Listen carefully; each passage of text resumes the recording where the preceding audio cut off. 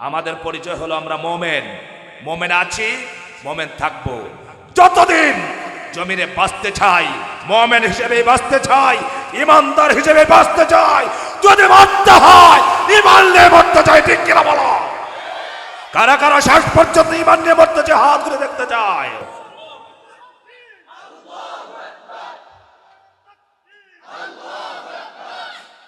আমার ভাইরা,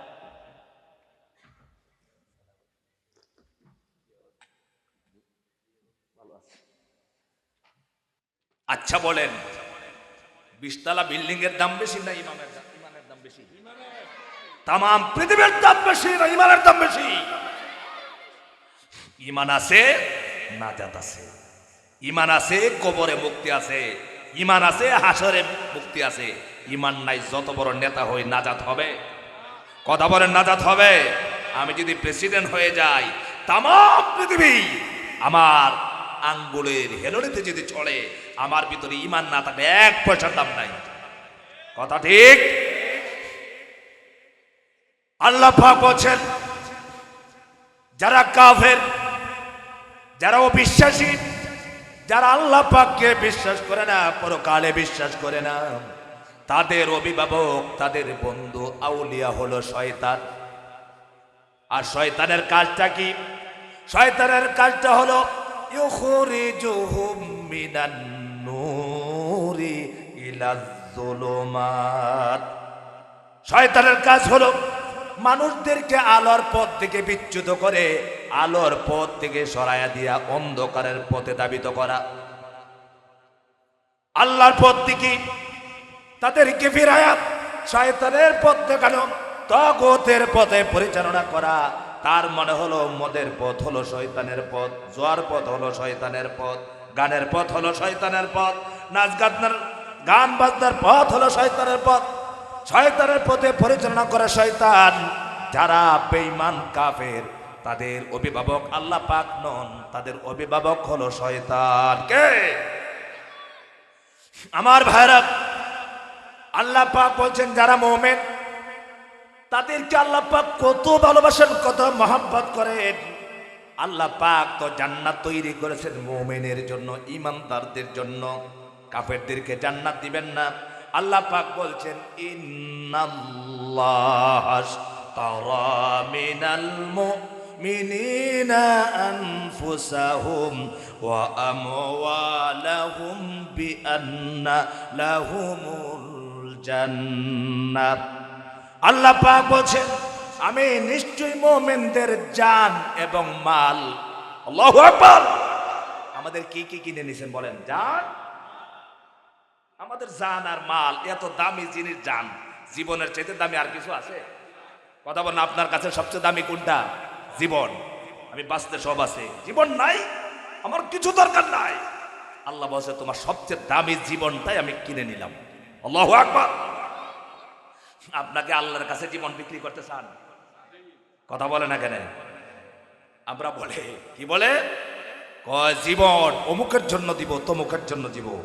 অথচ একজন ইমানদার মুমিন এক আল্লাহ ছাড়া কারো জন্য জীবন দিতে পারে না। ঠিক কিনা বলেন?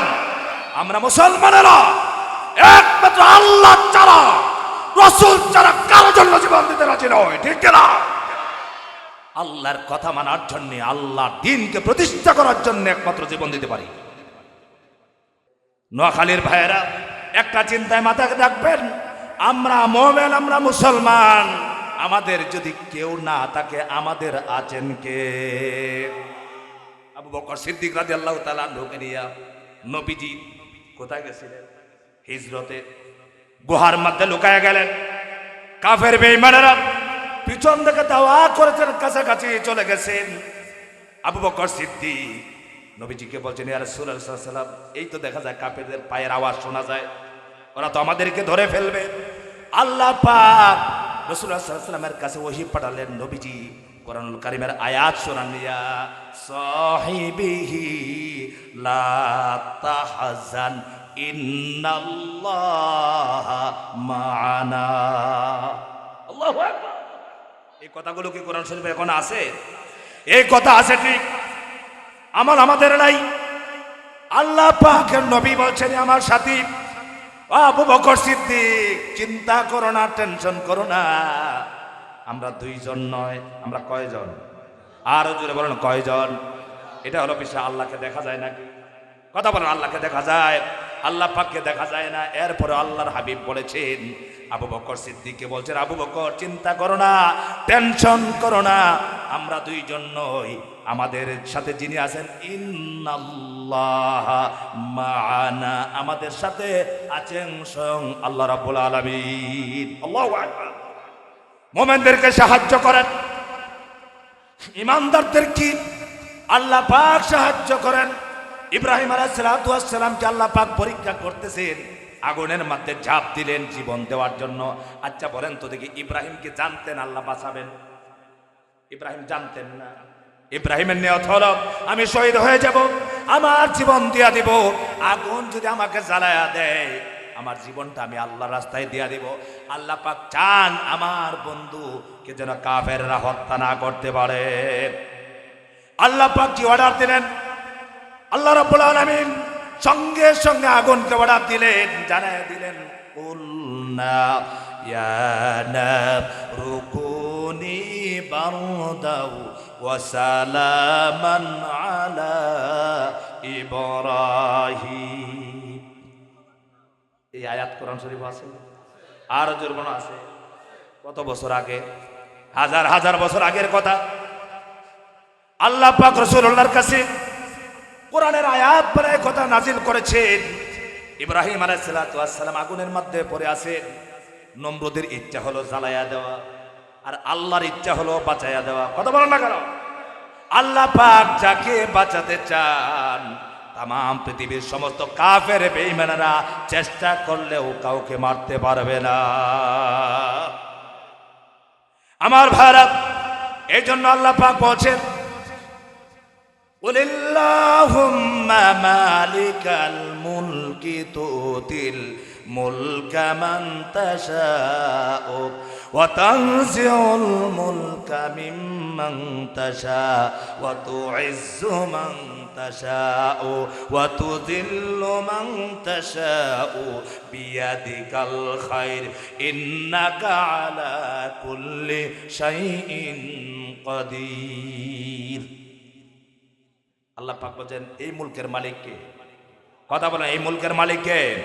আজকে রাজত্বের কথা বললে রাগ করেন, হুজুররা রাজনীতির কথা বলে রাজত্বের কথা বলে, অথচ কোরআন শরীফের মধ্যে একটি সূরা আছে রাজত্বর নামে। সুবহানাল্লাহ বলে, সূরা মুলক। মুলক মানে কি? রাজত্ব। মুলক মানে পৃথিবীর সমস্ত পৃথিবীর রাজত্ব হলো আল্লাহ তাআলার হাতে। আল্লাহু আকবার। এই পৃথিবীতে যত শাসক আছে, যত রাজা আছে, সবাই হলো ক্ষণস্থায়ী। সুবহানাল্লাহ বলবেন না? সবাই কি ক্ষণস্থায়ী? বোঝেন আপনারা? সবাই হলো ক্ষণস্থায়ী। আর চিরস্থায়ী রাজা যে, তিনির নাম কি? আল্লাহ পাক বলেন, তাবারাকাল্লাযী বিয়াদিহিল মুলক ওয়া হুয়া আলা কুল্লি শাইইন কাদির। মুলকের রাজত্ব কার হাতে? আর জোরে বলেন, কার হাতে? খলিল ইব্রাহিম আলাইহিস সালাম আগুনের মধ্যে পড়ে গেলেন। নমরুদের সিদ্ধান্ত হলো জ্বালায়া দেওয়া। ইব্রাহিমের চিন্তা হলো পরীক্ষা দেওয়া, শহীদ হয়ে যাওয়া। আর আল্লাহ পাকের ইচ্ছা হলো আমার বান্দা, আমার মাহবুব খলিলকে জমিনের মধ্যে আমি বাঁচিয়ে রাখবো। ইব্রাহিম আগুনের মধ্যে জ্বললেন না, পড়লেন না। ইব্রাহিম আলাইহিস সালাম দুনিয়াতে বেঁচে রইলেন, তাকে পড়তে পারলেন না, শহীদ করতে পারলেন না। ইব্রাহিম আলাইহিস সালাম উত্তীর্ণ হয়ে গেলেন। এইভাবে সমস্ত নবীদের কি আল্লাহ পাক পরীক্ষা করেছেন। আল্লাহর হাবিব সাল্লাল্লাহু আলাইহি সাল্লাম বলেছেন, সবচাইতে জমিনে যারা পরীক্ষার সম্মুখীন হয়েছেন তারা হলেন নবী রাসূলগণ, এরপরে সাহাবীরা, এরপরে যার ঈমান শক্ত তাকে বেশি পরীক্ষা করা হয়েছে। সাহাবীরা, সাহাবীদেরকে পরীক্ষা করা হয়েছিল। কথা বলে না কেন? সাহাবীরা ঈমান গ্রহণ করেছেন, কোরআন এনেছে, কোরআন গ্রহণ করেছেন। ঈমান আনার কারণে সাহাবীদের কি পরীক্ষা করেছেন। হযরতে বেলাল রাদিয়াল্লাহু তাআলা আনহু, হযরতে খাব্বাব রাদিয়াল্লাহু তাআলা আনহু, হযরতে সুমাইয়া রাদিয়াল্লাহু তাআলা আনহাকে ঈমান আনার কারণে আবু জাহাল বর্ষা দিয়ে নিক্ষেপ করে হত্যা করে ফেলেছে। হযরতে বেলালকে রাস্তা দিয়ে টানা হেসরা করেছে, বলেছে গোলামের বাচ্চা গোলাম, ঈমান আনছস নাকি, মুহাম্মাদের প্রতি বিশ্বাস করছস নাকি, আজকে মজা শিখ, ঈমান আনার কি মজা। হযরতে বেলালকে অত্যন্ত নির্যাতন করা হলো। হযরতে বেলালকে রাস্তার মাঝে উত্তপ্ত বালুর মাঝে শোয়া এমন ভাবে নির্যাতন করা হলো, হযরতে বেলাল এক সেকেন্ডের জন্য ঈমান ছাড়ে নাই, বরঞ্চ হযরতে বেলাল বলেছেন আহাদ আহাদ আহাদ, আল্লাহু আকবার। হযরতে বেলাল ঈমান আনার কারণে এত মর্যাদার সম্মান নিত হয়ে গেলেন। হযরতে বেলাল রাসূলুল্লাহ সাল্লাল্লাহু আলাইহি ওয়াসাল্লাম কিয়ামতের দিন যখন জান্নাতের ভিতরে প্রবেশ করবে, আল্লাহর নবী জান্নাতে যাওয়ার সময় হযরতে বেলাল রাসূলুল্লাহর বাহনের লাগাম ধরে রাসূলুল্লাহর সাথে বেলাল জান্নাতে প্রবেশ করবে। আল্লাহু আকবার। ঈমান তো সেই জিনিস, ঈমান আছে দাম আছে, ঈমান নাই নবীর চাচা হইলেও দাম নাই। কথা বলো না কেন? কি ভাই, নবীজির চাচা হইলে দাম আছে? আমরা কি চাচা নবীজি? নবীজির কাছের কেউ, কিন্তু নবীর উম্মত, ঠিক কিনা বলা? অথচ বাড়ি কোথায়? নোয়াখালী। কিন্তু ঈমান আনলে রাসূলের কাছে এই ঈমানের দাম আছে না নাই? আল্লাহর কাছে আছে না নাই? কিয়ামতের দিন সমস্ত নবীরা ইয়া নাফসি বলতে থাকবেন, সুপারিশ করতে পারবে না। একমাত্র যিনি আল্লাহর দরবারে সুপারিশ করবেন তিনি আর কেউ নন, তিনি হলেন মুহাম্মাদুর রাসূলুল্লাহ সাল্লাল্লাহু আলাইহি সাল্লাম। কিয়ামতের ময়দানে সমস্ত নবীরা যখন সুপারিশ করতে পারবে না, আল্লাহর নবীর কাছে সমস্ত মানুষ একত্রিত হয়ে যাবে। আল্লাহর নবী আল্লাহর দরবারে সেজদায় পড়ে যাবেন, কাঁদতে থাকবেন আর বলবেন আল্লাহ পাক বিচার কাজ শুরু করেন। রাসূলুল্লাহ যাকে সুপারিশ করবেন, শাফায়াত করবেন, তাকে আল্লাহ পাক কিয়ামতের দিন নাজাত দিয়া দিবেন। আমার ভাইরা, রাসূল নবী কি কোনো বেঈমানকে সুপারিশ করবেন? কথা বলেন, করবেন? এমন কি রাসূলুল্লাহর আপন চাচা আবু তালেব সারা জীবন পড়া রাসূলের সাথে মাথার ছাতা হয়েছিলেন। আল্লাহু আকবার বলবেন না?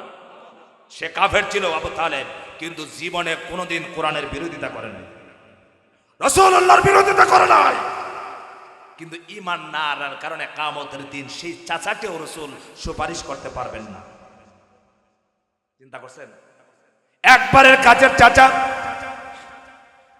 সারা জীবন বড় রাসূলুল্লাহকে ভালোবেসেছেন, মহব্বত করেছেন, ঈমান আনে নাই।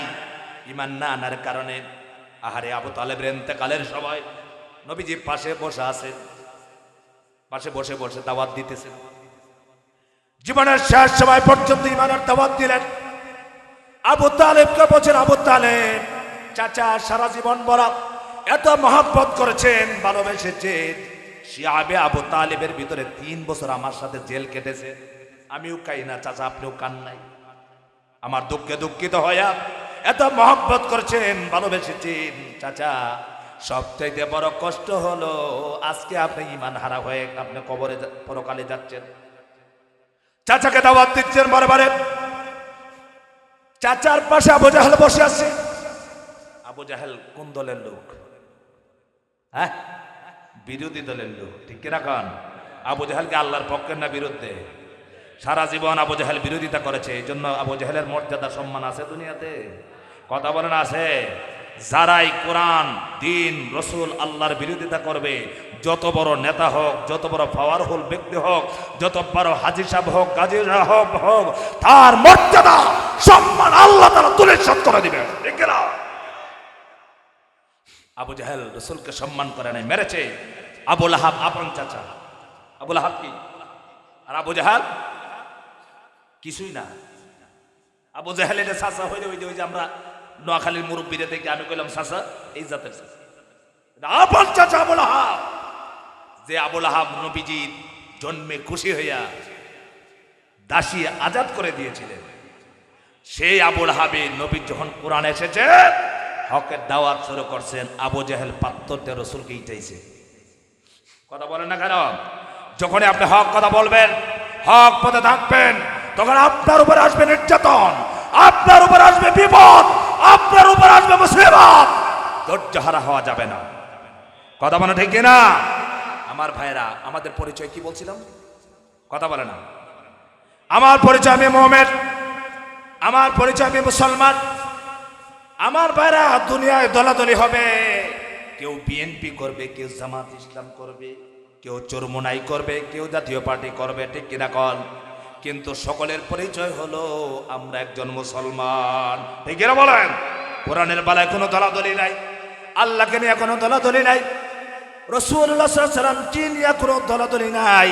কারণ কিয়ামতের দিন আমরা সবাই যদি জান্নাতে যেতে চাই, নবীজি যদি আমাদের উপরে রাগ থাকেন, আমাদের উপরে নারাজ থাকেন, আমার জন্য আল্লাহ পাক জান্নাতকে হারাম ঘোষণা করে দিবেন। রাসূলুল্লাহ সাল্লাল্লাহু আলাইহি ওয়াসাল্লাম চাচাকে দাওয়াত দিচ্ছেন, আবু তালেবকে দাওয়াত দিচ্ছেন, আর বলছেন চাচা একবার আমার কানে কানে আপনি কালেমা পড়েন, আপনি তো জীবনটা শেষ করে দিলেন, কিয়ামতের দিন আমি যাকে সুপারিশ করব আল্লাহ পাক তাকে জান্নাতের ফয়সালা বানায় দিবেন। আপনাদের কি বিশ্বাস হাসরের দিনকে আপনারা নবীর সুপারিশ চান? আপনারা কি চান রাসূলুল্লাহ সুপারিশ শাফায়াত কারা কারা চাই? দুইটা হাত আল্লাহকে দেখায়। লিল্লাহি তাকবীর, লিল্লাহি তাকবীর। কোন পীর, কোন বুজুর্গ, কোন আলেম, কোন তাহাজ্জুদের নামাজ পড়নেওয়ালা, কোন হাজী গাজী আমার রাসূলের সুপারিশ ছাড়া জান্নাতে যেতে পারবে না। কেউ যদি মনে করে যে আমার এলেম দিয়ে আর আমার আমল দিয়ে যথেষ্ট, কখনো না। আমার নবী আমাকে উম্মত বলে স্বীকার করতে হবে। রাসূলুল্লাহ সাল্লাল্লাহু আলাইহি ওয়াসাল্লাম চাচাকে হেদায়েত দিতে পারেন নাই, আপন চাচা জাহান্নামী হয়ে গেছে। অথচ গরিব মানুষ, কালো মানুষ, গোলাম হযরতে বেলাল, সুবহানাল্লাহ বলবেন না? বেলাল শুধু ঈমান আনে নাই, বাশীরা ওয়া নাযীরা وداعيا إلى الله بإذنه وسراجا منيرا فقد قال الله تعالى في كلامه المجيد وفرقانه الحميد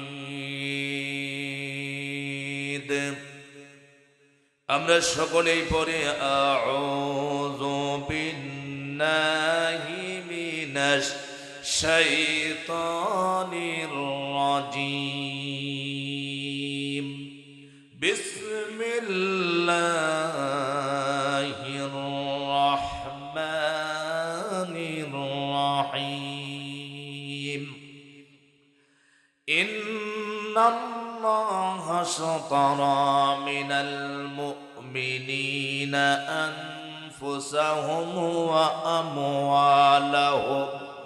وأموالهم بأن لهم الجنة يقاتلون في سبيل الله فيقتلون ويقتلون وعدا عليه حقا في التوراة والإنجيل والقرآن ومن أوفى بعهده من الله فاستبشروا ببيعكم الذي بايعتم العظيم إن الله وملائكته يصلون على النبي يا أيها الذين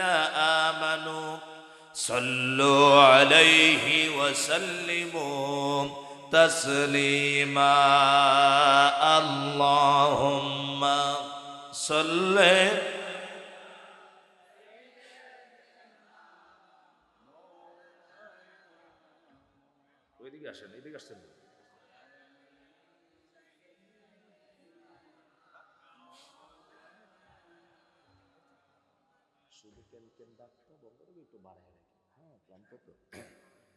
محبت الله عليه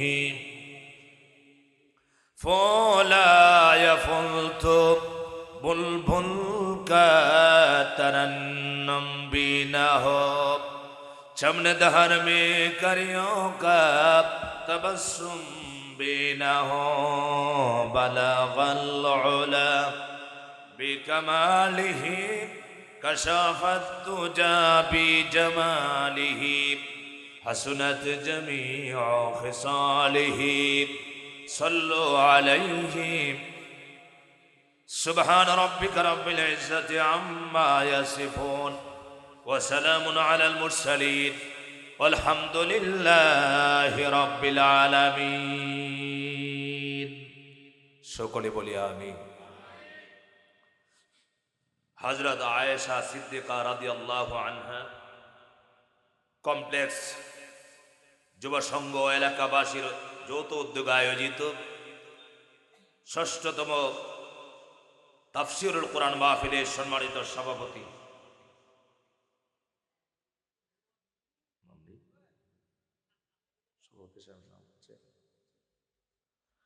জনাব হাজী শাহাবুদ্দিন মিয়া আমিন, সভাপতি অত্র আয়েশা সিদ্দিকা রাদিয়াল্লাহু তাআলা আনহা জামে মসজিদ।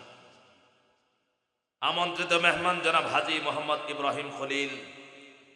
আজকে আলোচনা করেছেন মাওলানা হাফেজ শাহিদউদ্দিন সাহেব, হযরত মাওলানা আব্দুল ওয়াদুদ সাহেব, মাওলানা কারি আব্দুল মান্নান সাহেব, উপস্থিত ওলামায়ে কেরাম, মুসল্লিয়ানে কেরাম, মুরব্বিয়ানে কেরাম, সর্বস্তরের মুসলমান ভাইরা, পর্দার আড়াল থেকে শুনছেন আমার সম্মানিত মা এবং বোনেরা।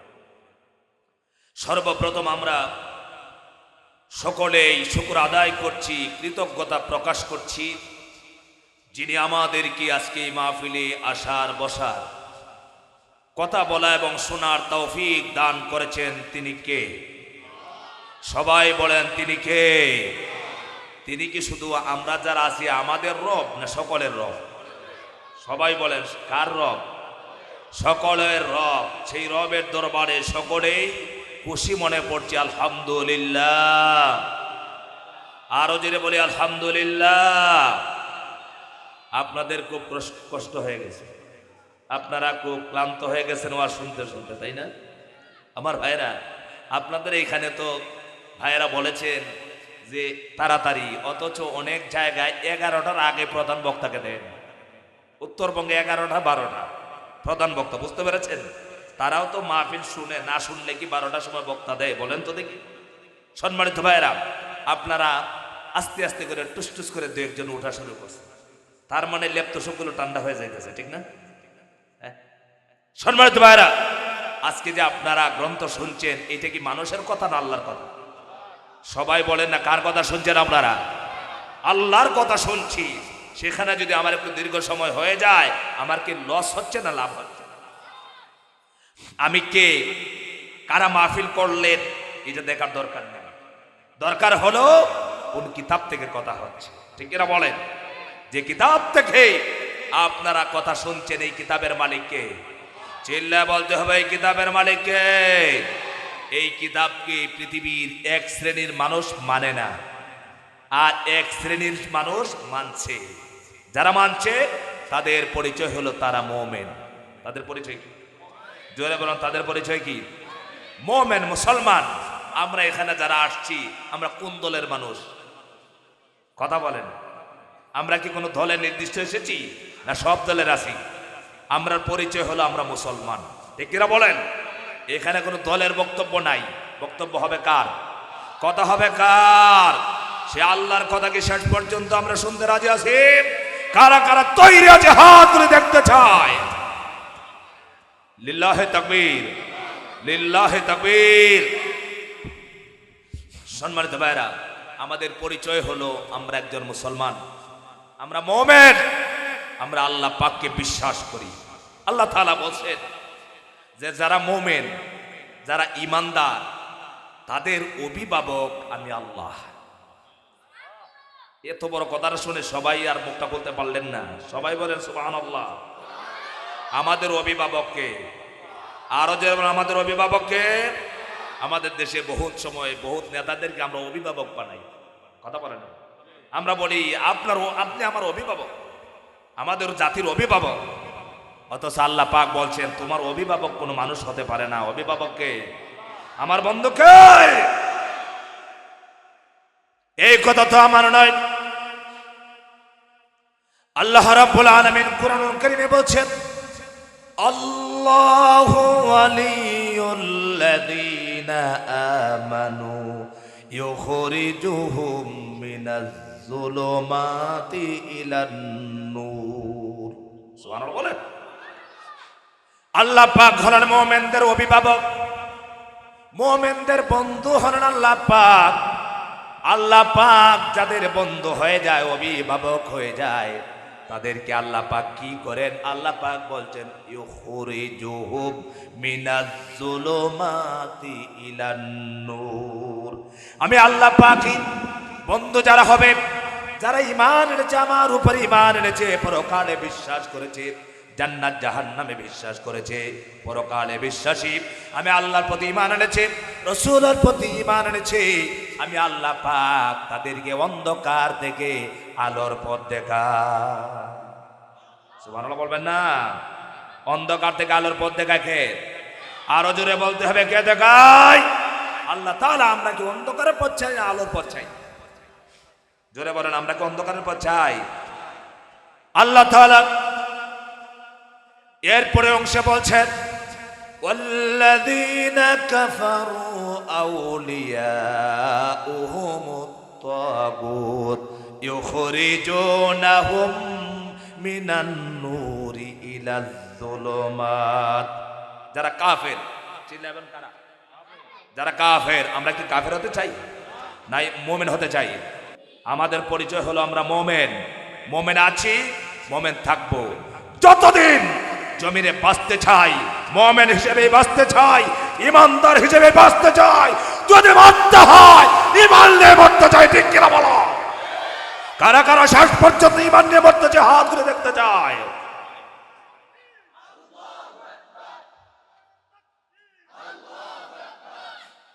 আমার ভাইরা,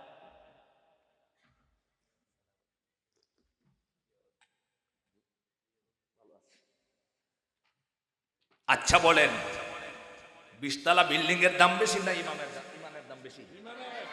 তাম পৃথিবীর দাম বেশি না ইমানের দাম বেশি? ইমান আছে, নাজাত আছে। ইমান আছে, কবরে মুক্তি আছে। ইমান আছে, হাসরে মুক্তি আছে। ইমান নাই, যত বড় নেতা হই নাজাত হবে? কথা বলেন, নাজাত হবে?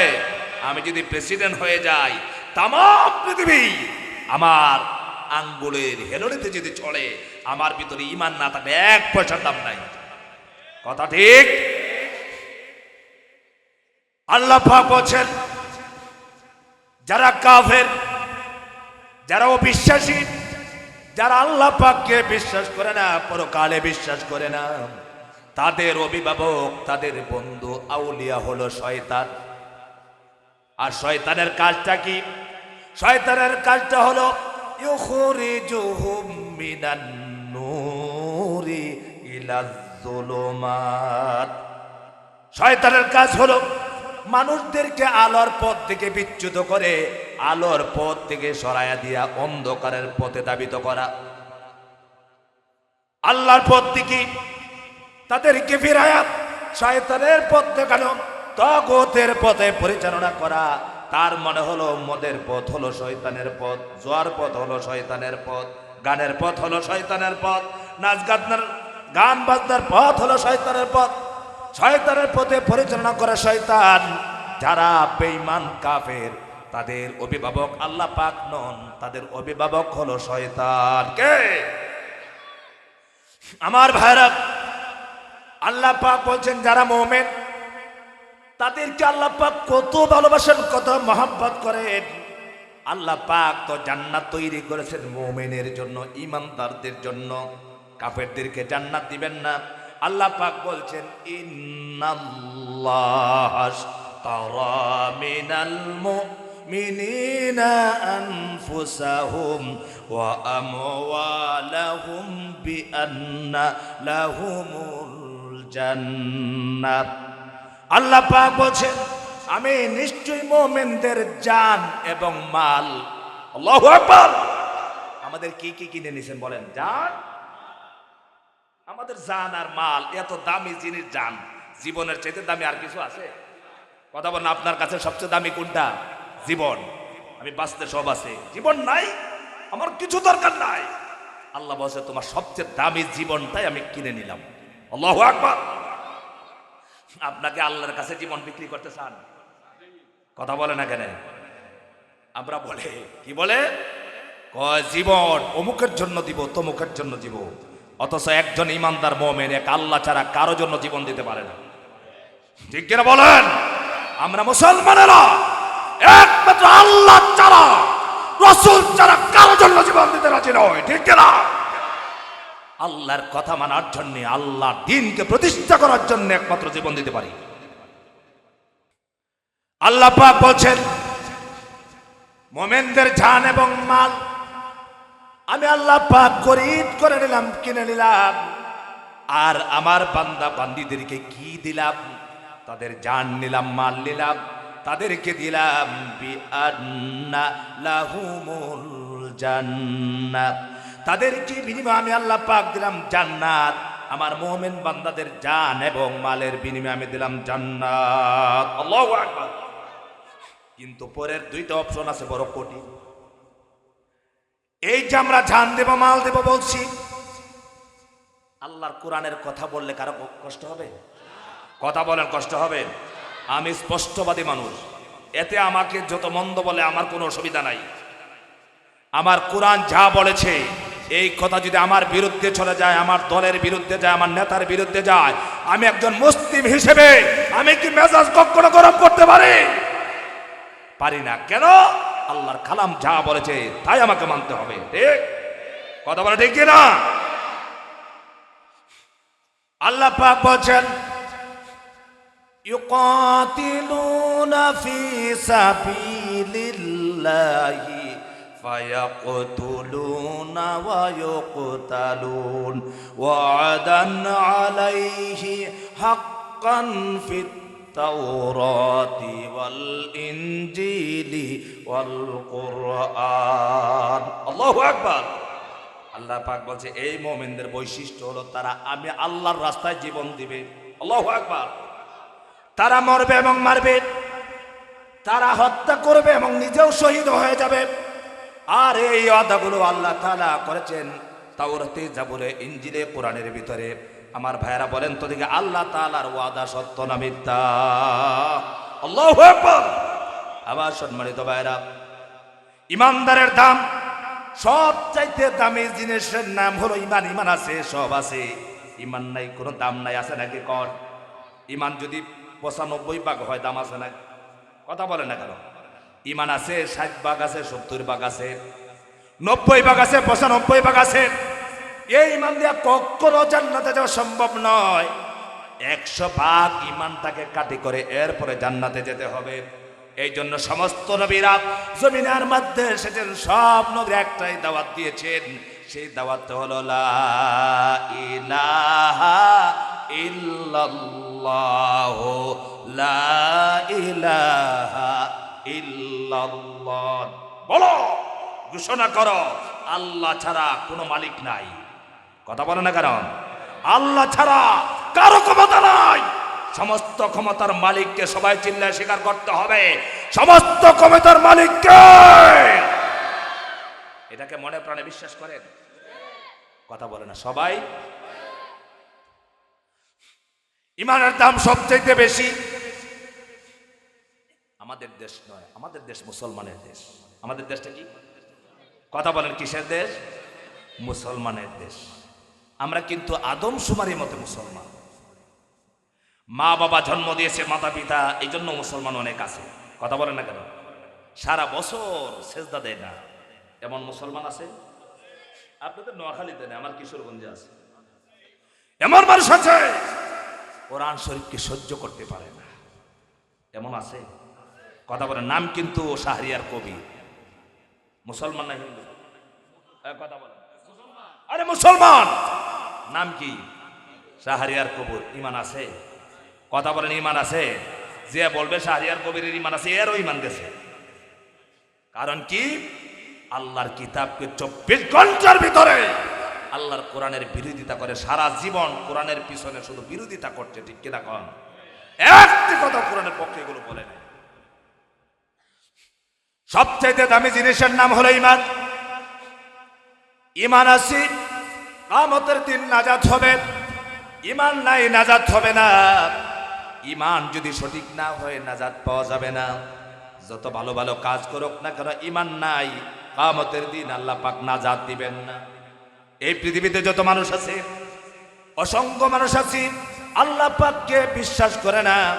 কাফের বেঈমান যারা আছে, সামাজিকভাবে বহুত ভালো ভালো কাজ করে। আমি সিলেটে লেখাপড়া করেছি, বহুত মুসল্লিরা লন্ডন, আমেরিকায়, ফ্রান্সে থাকি। দেশে আসার পর বড় হুজুর, এমন কোন দেশে আমরা বসবাস করতেছি, মুসলমানের দেশ, অথচ রাস্তায় পায়খানা করে রাখে, মানুষকে হত্যা করে, মানুষের খাবার নাই, সাহায্য সহযোগিতা করে না। অথচ ইহুদি খ্রিস্টানের দেশ, রাস্তায় যদি একটা কুকুর পায়খানা করে দেয়, তাদের ভিতরে এমন মানবতা আছে, তারা রাস্তার পায়খানাটা টিস্যু দিয়া আলাদা করে ফেলে দেয়। গাড়ি যদি অ্যাক্সিডেন্ট করে, গাড়ি অ্যাক্সিডেন্ট করলে রাস্তায় লোক গাড়ি অ্যাক্সিডেন্ট করে গাড়ি দৌড়ায় না, দাঁড়ায় থাকে।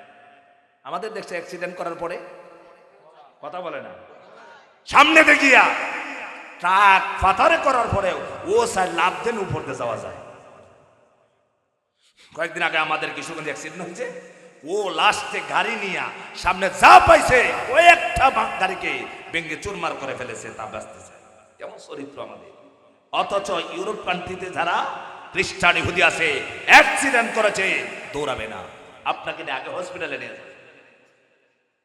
মানবতা আছে, খাবার নাই, কোনো মানুষ খাবারের অভাবে মরবে না, তার ঘরের মধ্যে সরকার খাবার দিয়ে পাঠাবে। কিন্তু আমাদের দেশে খাবার নাই, খাবার পাবে নাকি? মাসের পর মাস খাবার নাই, ঘরে খাবার পৌঁছবে না, বরঞ্চ গরিব মানুষ, স্বামী নাই, দোস্ত মাতার কাঠগুলো, আমাদের বহুত নেতারা দোস্ত মাতার কাঠগুলোর চাল পর্যন্ত দেয় না, এমন আছে না নাই? অথচ তারা খাবার দিবে, খাবার আছে, চিকিৎসা আছে। আমাদের রাস্তায় একটা মানুষ অ্যাক্সিডেন্ট হলে পরে কেউ মানবতা দেখাইতে গিয়া তাকে ধরে হসপিটালে নেয় না। কারণ হলো আপনি গেছেন সাহায্য করার জন্য, আপনাকে পুলিশে দইরে আপনাকে নিয়ে যাবে জেলখানায়, এই জন্য নেয় না। অথচ এত মানবতা, এত চিন্তা চেতনা, এত ভালো ব্যবহার তারা করলো, কিয়ামতের দিন তারা কিন্তু জান্নাত পাবে না। একটাই কারণ হলো ইন্নাল্লাযীনা আমানু ওয়া আমিলুস সালিহাতি কানাত লাহুম জান্নাতুল ফিরদাউসি নুজুলা। আল্লাহু আকবার। আমার ভাড়া জান্নাত পাওয়ার জন্য, পরকালে নাজাত পাওয়ার জন্য, মুক্তি পাওয়ার জন্য যে জিনিসটা সর্বপ্রথম দরকার, সেটার নাম হলো ঈমান। সেটার নাম কি? ঈমান না থাকার কারণে কিয়ামতের ময়দানে এই ইহুদি খ্রিস্টানেরা এত ভালো ভালো কাজ করলো, কিন্তু তারা কোনো বদলা পাবে না, যাজা পাবে না। আল্লাহ পাক কিয়ামতের দিন তাদেরকে জান্নাত দিবেন না। আমার ভাইরা, আল্লাহ পাক বলছেন মুমিন বান্দা যারা হবে তাদের জানমাল আল্লাহ পাক কিনে নিয়েছেন, কিন্তু তাদের বৈশিষ্ট্য হবে তারা আমার জন্যে, আমার দ্বীনের জন্য, আমার দ্বীনের বাস্তবায়ন করার জন্য তারা জীবনটা আমি আল্লাহর জন্য বিলিয়ে দেবে। আমার ভাইরা, এই কথাগুলো বললে অনেকে কয় এই যে হুজুর এখন রাজনীতি করতেছে, বলে না? কথা বলে না কেন? বলে না?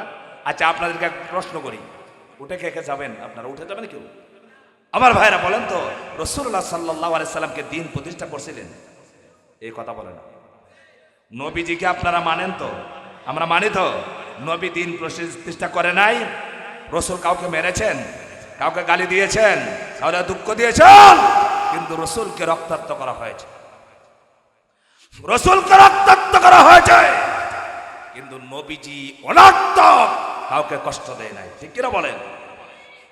আমার ভাইরা, মুমিনদের কি আল্লাহ পাক পরীক্ষা করবেন। এই দুনিয়াকে আল্লাহ তাআলা ঈমানদারদের জন্য পরীক্ষার হল বানায় দিয়েছেন। তার মানে হলো ঈমান আছে, পরীক্ষা আছে, ঈমান নাই, পরীক্ষা নাই। আল্লাহ পাক কুরআনুল কারীমে ওয়াল্লাতে বলছেন, ওয়ালা নাবলুওয়ান্নাকুম বিশাইইম মিনাল খাউফি ওয়াল জু। আল্লাহ পাক বলছেন, আমি মুমিনদেরকে, ঈমানদারদেরকে পরীক্ষা করব। এক নম্বর হলো ওয়ালানাবলুওয়ান্নাকুম বিশাইইম মিনাল খাউফ, ভয় দেখাইয়া, ওয়াল জু, ক্ষুধা দিয়া, ওয়া নাকসিম মিনাল আমওয়ালি ওয়াল আনফুসি ওয়াস সামারাত, মাল সম্পদ নষ্ট করে দেয়া, এমনকি জীবনটা দিয়ে দিতে হবে। জীবনটা নষ্ট করে আমি আল্লাহ পাক মুমিনদেরকে পরীক্ষা করব। মুমিনদেরকে এই পরীক্ষা উত্তীর্ণ হতে হবে। আল্লাহ পাক বলছেন মুমিন যারা হবে তারা উত্তীর্ণ হবে, তারা ফেল করবে না। কারণ হলো পৃথিবীতে যত মানুষ পরীক্ষার সম্মুখীন হয়েছিলেন, সব চাইতে বেশি পরীক্ষার সম্মুখীন হয়েছিলেন নবী রাসূলগণ। ঠিক না বলেন আমার ভাইরা? সমস্ত নবীরা পরীক্ষার হলে পরীক্ষা দিয়েছেন, কিন্তু একজনও ফেল করে নাই, সবাই উত্তীর্ণ হয়েছেন। আল্লাহু আকবার। মুমিন তো হলো তারা, কি বলেন আপনারা? আপনারা কি ভয় পান? আপনারা কাকে ভয় পান? কথা বলেন না, কাকে ভয় পান? আপনারা মনে করেন হুজুর আপনারা তো ভয় পান, আপনারা তো দৌড়ান, আমরা ভয় পাই না। এই দেশে আলেমরা ভয় পায় না। এই দেশে সর্বপ্রথম ইসলাম বিদ্বেষী যত কর্মকাণ্ড হয়, যত বাতিল শক্তির কাজ হয়, কোরআন বিদ্বেষী কাজ হয়, সর্বপ্রথম বাংলাদেশের 3 লক্ষ মসজিদ থেকে স্লোগান বের হয়। ঠিক কিনা বলেন? এই স্লোগানটা তোলে আলেমরা। আমরা কি আলেমদের সাথে আসি? কথা বল না কেন? আলেমদের সাথে আসি আমরা। লিল্লাহে তাকবীর। আলেমদের সাথে ততক্ষণ থাকবো যতক্ষণ পর্যন্ত আলেমরা কোরআনের হক কথাগুলো বলবেন।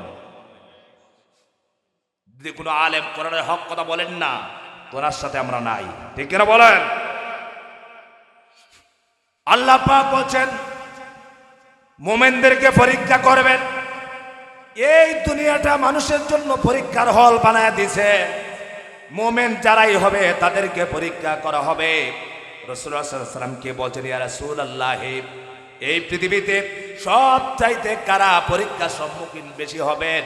নবীজি বলেছেন সব চাইতে যারা বেশি পরীক্ষা দিয়েছেন, পরীক্ষার সম্মুখীন আল্লাহ পাক করেছেন, তারাই হলেন আল্লাহর নবী এবং রাসূলগণ। নবী রাসূলগণ থেকে আল্লাহ তাআলা সব চাইতে পরীক্ষা করিয়েছেন।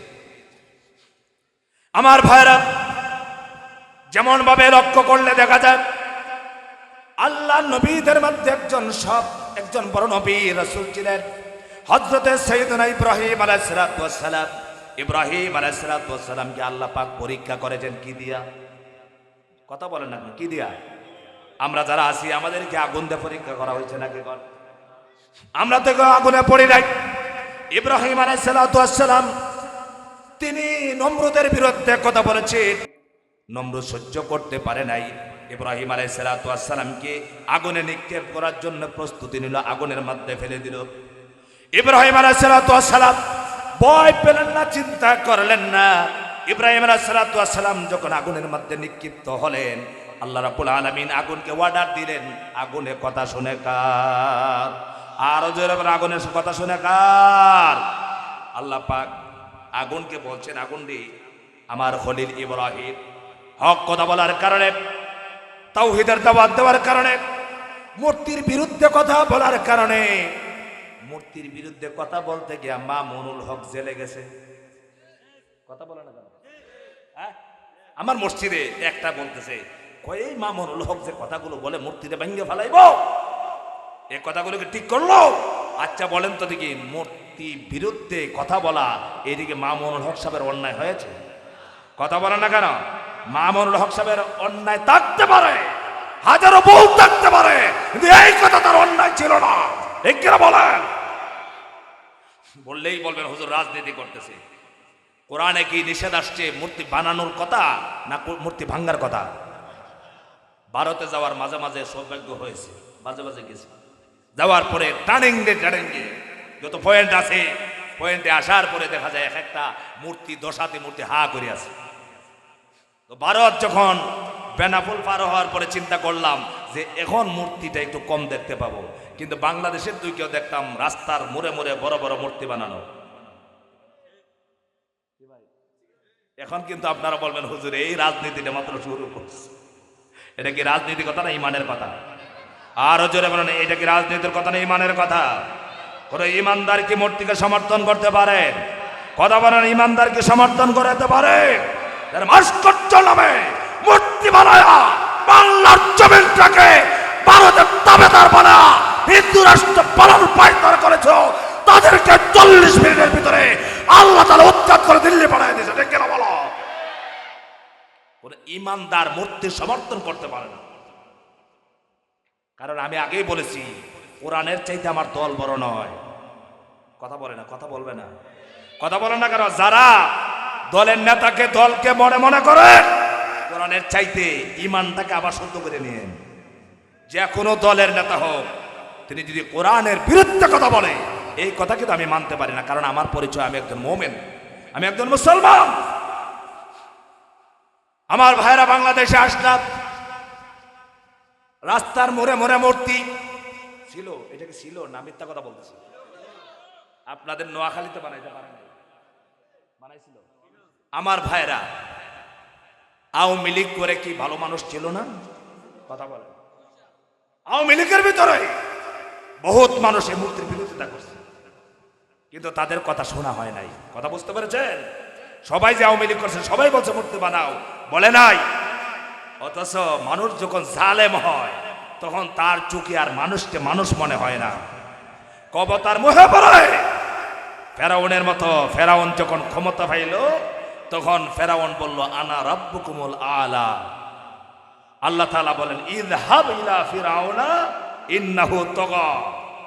মুসা আলাইহিস সালামকে বললেন, এই ফেরাউনের কাছে দাও, দাওয়াত দাও, এই তো সীমা লঙ্ঘন করতেছে। আমার ভাইরা, মানুষ যখন মানুষের উপরে অত্যাচার করে, জুলুম করে, নির্যাতন করে, সীমা লঙ্ঘন করে, আল্লাহর পক্ষ থেকে গায়বী ফয়সালা করে দাও।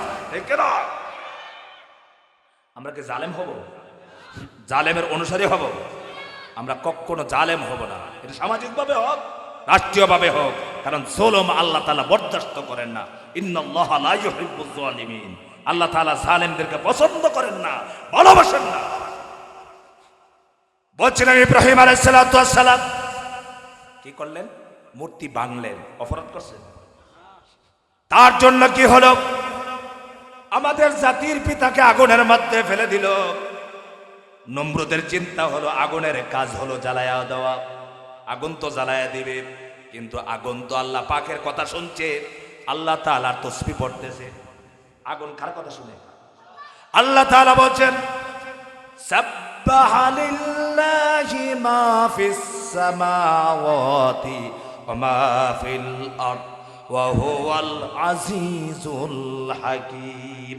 আসমান জমিনের যা আছে সবগুলো তাসবিহ পড়তেছে, জিকির করতেছে। কার? আগুন তো আল্লাহ পাকের কথা শুনে। ইব্রাহিম আলাইহিস সালাতু ওয়াস সালাম, তিনি যদি একা হয়ে গেছেন ইব্রাহিম, কিন্তু ইব্রাহিমের সাথে আছেন কে? কথা বলেন, কে আছে? ইব্রাহিম আলাইহিস সালাতু ওয়াস সালামের সাথে আল্লাহ আছে। নোয়াখালীর ভাইয়েরা, একটা চিন্তায় মাথায় রাখবেন, আমরা মুমিন, আমরা মুসলমান, আমাদের যদি কেউ না থাকে, আমাদের আছেন কে? আবু বকর সিদ্দিক রাদিয়াল্লাহু তাআলা আনহুকে নিয়ে নবীজি কোথায় গেছিলেন? হিজরতে। গুহার মধ্যে লুকায় গেলেন। কাফের বেঈমানেরা পিছন থেকে দাওয়া করেছেন, কাছাকাছি চলে গেছেন। আবু বকর সিদ্দিক নবীজিকে বলছেন, ইয়া রাসূলুল্লাহ সাল্লাল্লাহু আলাইহি ওয়াসাল্লাম, এই তো দেখা যায় কাফেরদের পায়ের আওয়াজ শোনা যায়, ওরা তো আমাদেরকে ধরে ফেলবে। আল্লাহ পাক রাসূলুল্লাহ সাল্লাল্লাহু আলাইহি ওয়াসাল্লামের কাছে ওহী পাঠালেন। নবীজি কোরআনুল কারীমের আয়াত শোনান, ইয়া সাহিবিহি লা তাহজান ইন্নাল্লাহা মা'ানা। আল্লাহু আকবার। এই কথাগুলো কি কোরআন শরীফে এখন আছে? এই কথা আছে ঠিক, আমাদের নাই। আল্লাহ পাকের নবী বলছেন, আমার সাথী আবু বকর সিদ্দিক, চিন্তা করো না, টেনশন করো না, আমরা দুইজন নয়, আমরা কয়জন? আরো জোরে বলেন, কয়জন? এটা হলো বিষয়। আল্লাহকে দেখা যায় নাকি? কথা বলেন, আল্লাহকে দেখা যায়?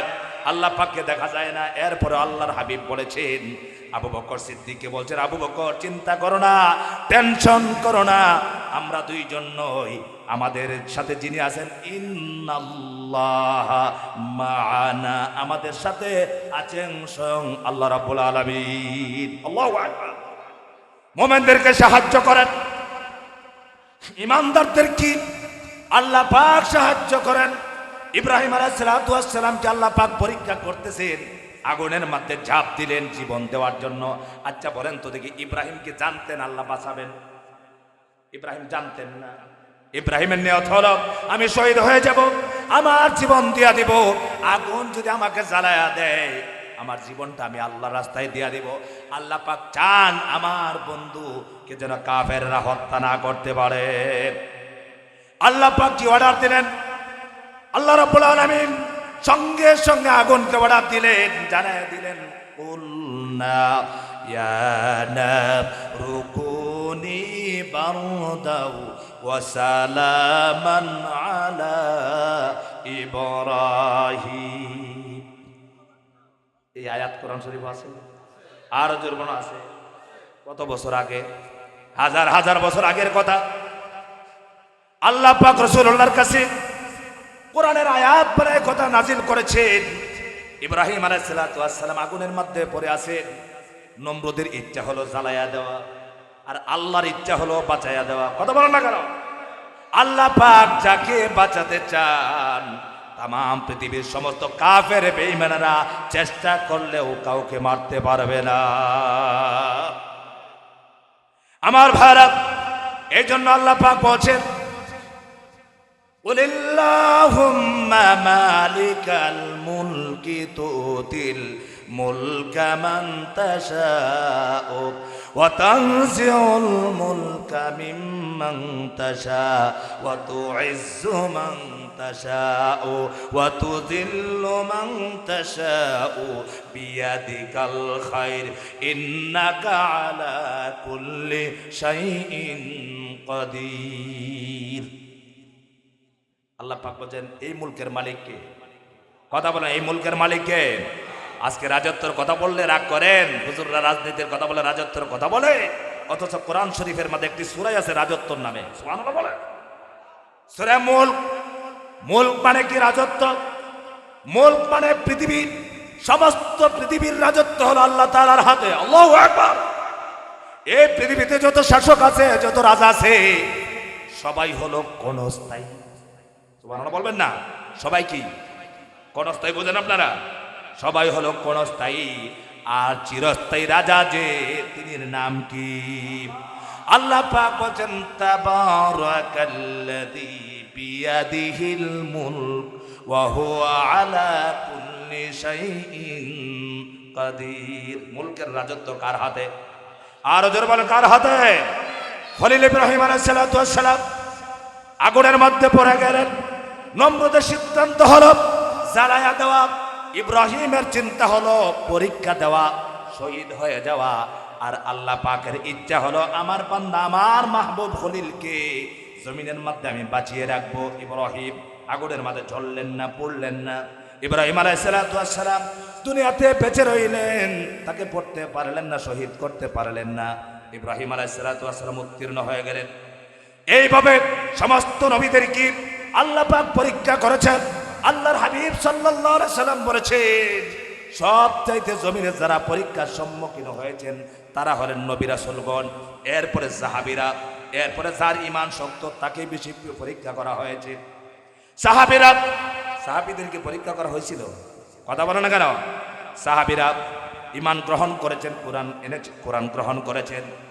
ঈমান আনার কারণে সাহাবীদেরকে পরীক্ষা করেছেন। হযরতে বেলাল রাদিয়াল্লাহু তাআলা আনহু, হযরতে খাব্বাব রাদিয়াল্লাহু তাআলা আনহু, হযরতে সুমাইয়া রাদিয়াল্লাহু তাআলা আনহাকে ঈমান আনার কারণে আবু জাহাল বর্ষা দিয়ে নিক্ষেপ করে হত্যা করে ফেলেছে। হযরতে বেলালকে রাস্তা দিয়ে টানা হেঁচড়া করেছে, বলেছে, গোলামের বাচ্চা গোলাম, ঈমান আনছস নাকি? মুহাম্মাদের প্রতি বিশ্বাস করছস নাকি? আজকে মজা শিখ, ঈমান আনার কি মজা। হযরতে বেলালকে অত্যন্ত নির্যাতন করা হলো। হযরতে বেলালকে রাস্তার মাঝে উত্তপ্ত বালুর মাঝে শোয়া এমন ভাবে নির্যাতন করা হলো, হযরতে বেলাল এক সেকেন্ডের জন্য ঈমান ছাড়ে নাই, বরঞ্চ হযরতে বেলাল বলেছেন, আহাদ আহাদ আহাদ। আল্লাহু আকবার। হযরতে বেলাল ঈমান আনার কারণে এত মর্যাদার সম্মান নিত হয়ে গেলেন। হযরতে বেলাল রাসূলুল্লাহ সাল্লাল্লাহু আলাইহি ওয়াসাল্লাম কিয়ামতের দিন যখন জান্নাতের ভিতরে প্রবেশ করবে, আল্লাহর নবী জান্নাতে যাওয়ার সময় হযরতে বেলাল রাসূলুল্লাহর বাহনের লাগাম ধরে রাসূলুল্লাহর সাথে বেলাল জান্নাতে প্রবেশ করবে। আল্লাহু আকবার। ঈমান তো সেই জিনিস, ঈমান আছে দাম আছে, ঈমান নাই নবীর চাচা হইলেও দাম নাই। কথা বলো না কেন? কি ভাই, নবীজির চাচা হইলে দাম আছে? আমরা কি চাচা নবীজি? নবীজির কাছের কেউ, কিন্তু নবীর উম্মত, ঠিক কিনা বলেন? অথচ বাড়ি কোথায়? নোয়াখালী। কিন্তু ঈমান আনলে রাসূলের কাছে এই ঈমানের দাম আছে না নাই? আল্লাহর কাছে আছে না নাই? কিয়ামতের দিন সমস্ত নবীরা ইয়া নাফসি বলতে থাকবেন, সুপারিশ করতে পারবে না। একমাত্র যিনি আল্লাহর দরবারে সুপারিশ করবেন তিনি আর কেউ নন, তিনি হলেন মুহাম্মাদুর রাসূলুল্লাহ সাল্লাল্লাহু আলাইহি সাল্লাম। কিয়ামতের ময়দানে সমস্ত নবীরা যখন সুপারিশ করতে পারবে না, আল্লাহর নবীর কাছে সমস্ত মানুষ একত্রিত হয়ে যাবে। আল্লাহর নবী আল্লাহর দরবারে সেজদায় পড়ে যাবেন, কাঁদতে থাকবেন আর বলবেন আল্লাহ পাক বিচার কাজ শুরু করেন। রাসূলুল্লাহ যাকে সুপারিশ করবেন, শাফায়াত করবেন, তাকে আল্লাহ পাক কিয়ামতের দিন নাজাত দিয়া দিবেন। আমার ভাইরা, রাসূল নবী কি কোনো বেঈমানকে সুপারিশ করবেন? কথা বলেন, করবেন? এমন কি রাসূলুল্লাহর আপন চাচা আবু তালেব সারা জীবন পড়া রাসূলের সাথে মাথার ছাতা হয়েছিলেন। আল্লাহু আকবার বলবেন না? সে কাফের ছিল আবু তালেব, কিন্তু জীবনে কোনোদিন কোরআনের বিরোধিতা করে নাই, রাসূলুল্লাহর বিরোধিতা করে নাই। কিন্তু ঈমান না আনার কারণে কিয়ামতের দিন সেই চাচাকেও রাসূল সুপারিশ করতে পারবেন না। চিন্তা করছেন? একবারের কাজের চাচা সারা জীবন বড় রাসূলুল্লাহকে ভালোবেসেছেন, মহব্বত করেছেন, ঈমান আনে নাই। ঈমান না আনার কারণে আহারে আবু তালেবের ইন্তেকালের সময় নবীজি পাশে বসে আছেন, পাশে বসে বসে দাওয়াত দিতেছেন। জীবনের শেষ সময় পর্যন্ত ঈমানের দাওয়াত দিলেন। আবু তালেবকে বলছেন, আবু তালেব চাচা সারা জীবন বড় এত মহব্বত করেছেন, ভালোবেসেছেন, শিয়াবে আবু তালেবের ভিতরে 3 বছর আমার সাথে জেল কেটেছে, আমিও কাই না, চাচা আপনিও কান নাই। আমার দুঃখে দুঃখিত হইয়া এত মহব্বত করেছেন, ভালোবেসেছেন, চাচা সবচাইতে বড় কষ্ট হলো আজকে আপনি ঈমান হারা হয়ে আপনি কবরে পরকালে যাচ্ছেন।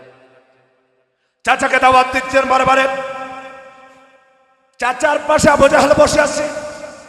আবু জাহেল কোন দলের লোক? হ্যাঁ, বিরোধী দলের লোক, ঠিক কিনা কন? আবু জাহেলকে আল্লাহর পক্ষের না বিরুদ্ধে? সারা জীবন আবু জাহেল বিরোধিতা করেছে, এই জন্য আবু জাহেলের মর্যাদা সম্মান আছে দুনিয়াতে? কথা বলেন আছে?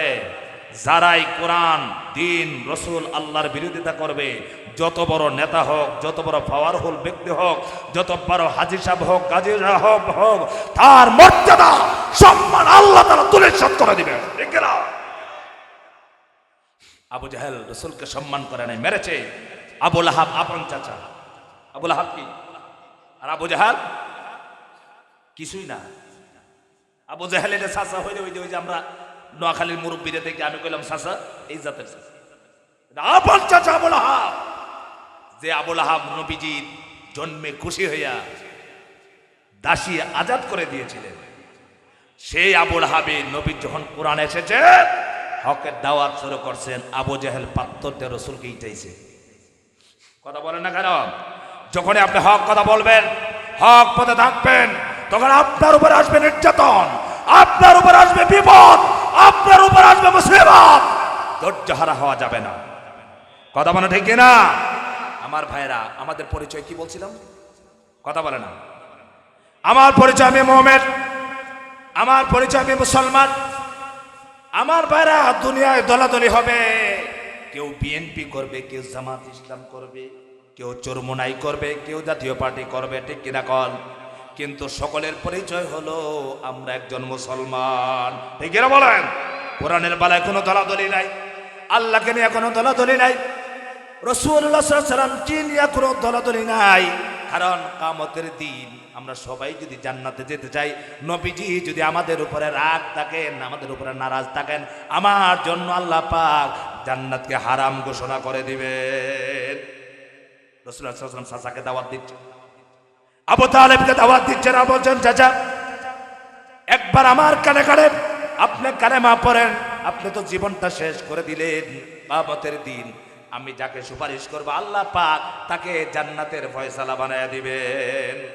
আপনাদের কি বিশ্বাস হাসরের দিনকে আপনারা নবীর সুপারিশ চান? আপনারা কি চান রাসূলুল্লাহ সুপারিশ শাফায়াত কারা কারা চাই? দুইটা হাত আল্লাহকে দেখায়। লিল্লাহি তাকবীর, লিল্লাহি তাকবীর। কোন পীর, কোন বুজুর্গ, কোন আলেম, কোন তাহাজ্জুদের নামাজ পড়ানেওয়ালা, কোন হাজী গাজী আমার রাসূলের সুপারিশ ছাড়া জান্নাতে যেতে পারবে না। কেউ যদি মনে করে যে আমার এলেম দিয়ে আর আমার আমল দিয়ে যথেষ্ট, কখনো না। আমার নবী আমাকে উম্মত বলে স্বীকার করতে হবে।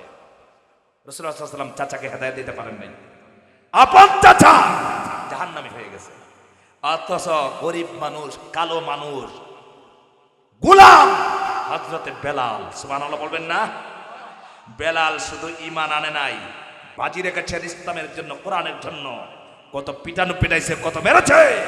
বেলালকে আল্লাহ তাআলা হেদায়েত দিয়া এত মর্যাদা সম্পন্ন বানিয়ে দিয়েছে। পৃথিবীর শ্রেষ্ঠ ইমাম রাহমাতুল লিল আলামিন বিশ্ব নবী, আর সেই নবীর ডাইরেক্ট মুয়াজ্জিন হযরতে বেলালকে আল্লাহ বানিয়ে দিয়েছে। হযরত বেলালের চাইতে একজন দামি মুয়াজ্জিনের নাম বলেন তো? কথা বলেন, কথা কি বুঝেন না আপনারা? হযরত বেলালের চাইতে এত দামি মুয়াজ্জিন কি আর আছে? এত মর্যাদা সম্পন্ন মুয়াজ্জিন। নবীজি নামাজ পড়তেন, পিছন থেকে বেলাল আযান দিতেন, ইকামত দিতেন। এটাকে ক্ষমতার ভিত্তিতে হয়েছিল? বেলালের কোনো ক্ষমতা ছিল? বেলালের কোনো চেহারা ছিল? বেলালের কোনো সম্পদ ছিল না, গোষ্ঠী নাই, কিছুই নাই। এই জন্য আল্লাহ পাক বলে, ওই বান্দারা ঈমান নাই, কোনো দাম নাই। তুমি যত বড় মানুষ হও, ধনী হও, তোমার নোয়াখালী শহরে 10 তলা বিল্ডিং আছে, গুলশানে বাড়ি আছে, সব জায়গায় সব আছে, কিন্তু ঈমান নাই, দাম নাই।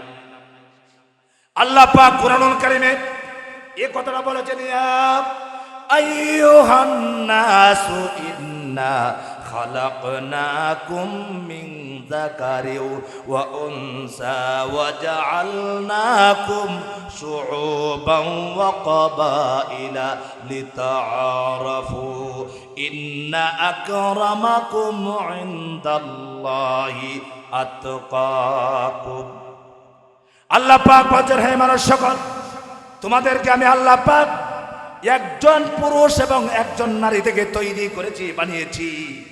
আর তোমাদেরকে বানায়া এক বানাই নাই, কাউকে কালো বানায়া দিছি, কাউকে দলা বানায়া দিছি। সুবহানাল্লাহ বলবেন না? পৃথিবীর সমস্ত মানুষেরা আদম আলাইহিস সালামের সন্তান, হাওয়া আলাইহিস সালামের সন্তান, কিন্তু চেহারার পরিবর্তন হয়ে গেছে। নাইজেরিয়ান মানুষ একরকম, আমেরিকার মানুষ একরকম, বাংলাদেশের মানুষ আরেক রকম, ঠিক কিনা কন? আল্লাহ পাক বলেন, আমি বিভিন্ন দলে দলে, বিভিন্ন স্তরে স্তরে পার্থক্য করে দিয়েছি, বিভিন্ন গোত্রে বানায়া দিয়েছি, যাতে তোমরা পরিচিত হতে পারো, একজনকে আরেকজন চিনতে পারো। কিন্তু আমার কাছে টাকা পয়সা থাকলে শুধু দাম নাই, ক্ষমতা হলেই দাম নাই। আরে বহুত মন্ত্রীরা, এমপিরা এরকম আছে না? নাই? আছে, বহুত এমপি মন্ত্রী আছে, জীবনেও নামাজ পড়ে না। আমার বাড়ি কোথায় জানেন? আমার বাসা কিশোরগঞ্জ। কিশোরগঞ্জে 2-3 জন রাষ্ট্রপতি ছিল, ওরা সফান সফা, বুঝছেন আপনারা? কথা বলে না কেন? এরা কি জীবনে দাড়ি রাখে না। আচ্ছা, অন্য অন্য এলাকার কিছু মানুষের, যাই হোক, নেতাগুলোর দাড়ি নাই কিন্তু মুছ আছে। আমাদের এগুলোর আল্লাহর রহমতে মুছও নাই। সত্য কথা না মিথ্যা কথা? কিন্তু ক্ষমতার দিকে আমাদের দেশে সবচেয়ে বেশি ক্ষমতার অধিকারী তারা হয়েছিল। কথা বলেন না কেন? জীবনে দাড়িটা পর্যন্ত রাখা যায় নাই, কি পর্যন্ত মুসলমানের পরিচয় নিয়ে গেছে। কথা বলেন না কেন? মিথ্যা কথা বলতেছি? ক্ষমতার কারণে নাজাত হবে তো, হেলো হবে তো। এই জন্য আমি সব সময় বলি, কবরে হেলো চলবে না। কথা বলেন তো, কি চলবে না? এই সবাই বলেন, কি চলবে না? এখন বলবেন, হুজুর হেলো কোনটা আবার? আমার ভাইরা, আপনাদের এলাকার কথা বলছি না, আমার এলাকার কথা বললি তাহলে আপনারা কষ্ট পাবেন না, রাগ করবেন না। কর্মীরে দইরা নিয়ে গেছে পুলিশে, মদের মামলায়, জুয়া মামলায়, আবা মামলায় নেন দইরা।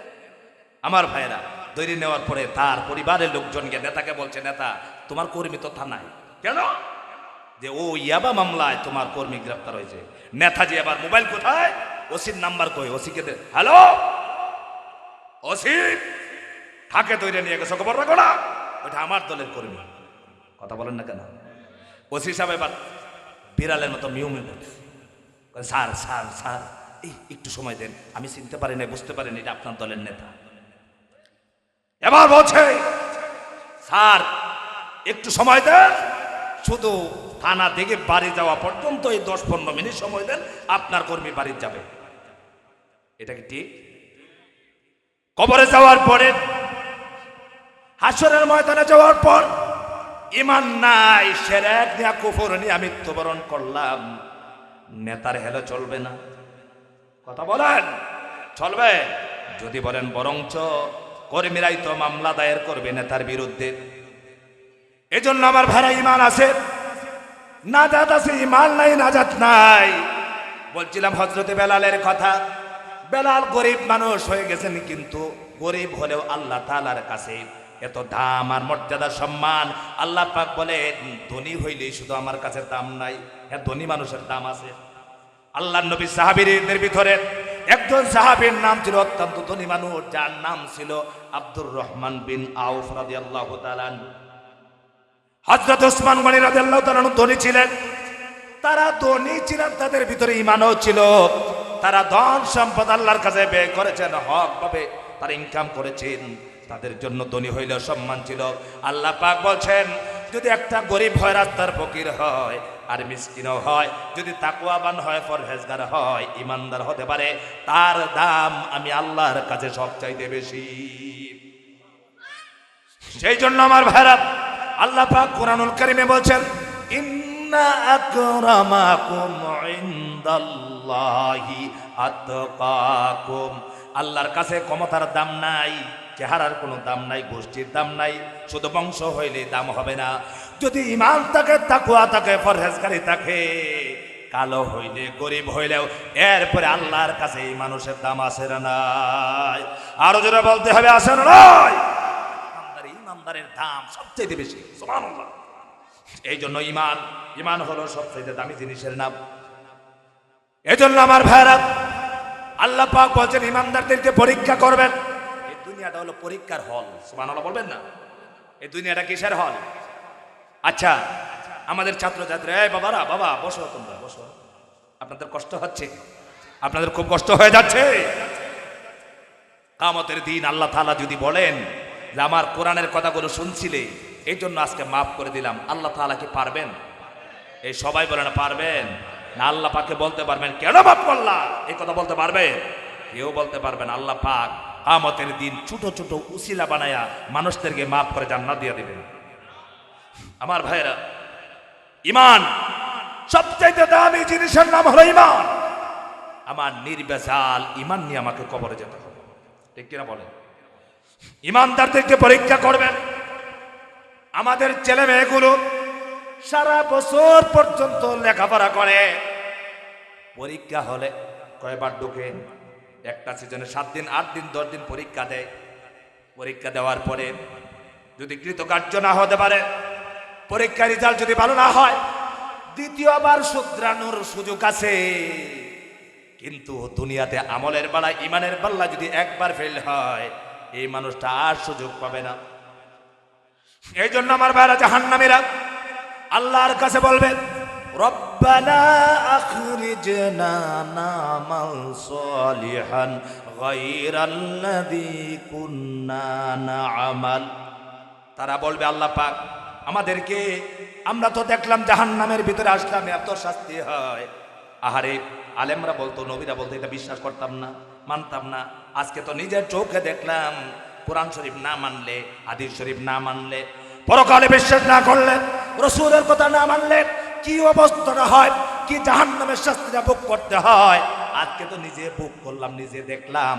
আল্লাহ আমাদেরকে আরেকটু সুযোগ দাও, আমরা ভালো আমল করে আসবো না। আল্লাহ পাক বলবে বান্দারে, তাফসীর মাহফিল করে ঘরে ঘরে গিয়া ওলামায়ে কেরাম বোঝাতেন, মসজিদের ইমামরা বোঝাতেন, বড় বড় আলেমরা তাফসীর করে বোঝাতেন।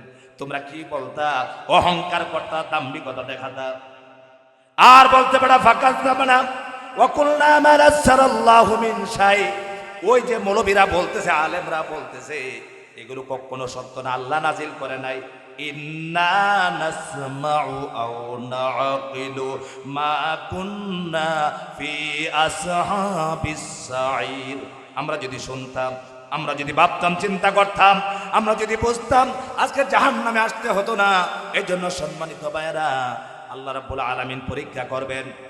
আখিরাতের পরীক্ষা যদি ফেল করা হয়, দুনিয়াতে আসার সুযোগ নাই।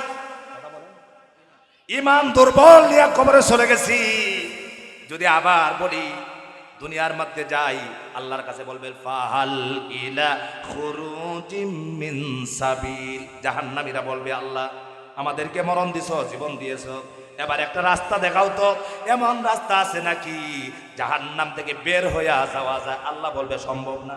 ঠিক কিনা? এই জন্য আমার ভাইরা, ইমান হারা হয়ে যাওয়ার পরে এই ক্ষমতার কারণে আমি বড় মৌলানা সাহেব, বড় বক্তা, আল্লাহ যে বলবে আচ্ছা তুমি তো বক্তা, তুমি যাও জান্নাতে, বলবে নাকি? নাজাত হবে ইমানের ভিত্তিতে। ঠিক কিনা বলেন? আমি খাই আর না খাই, গরিব হই, ধনী হই, কালো হই, দলা হই, আমি ব্যবসা হই, চাকরিজীবী হই, আমার জন্য খাঁটি ইমান নিয়ে কবরে যেতে হবে। ঠিক?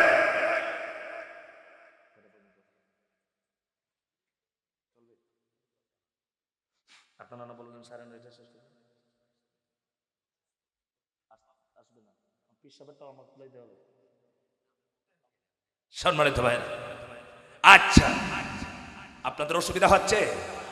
একটু বলেন লা ইলাহা, একটু হবে সুবহানাল্লাহ, আলহামদুলিল্লাহ, লা ইলাহা,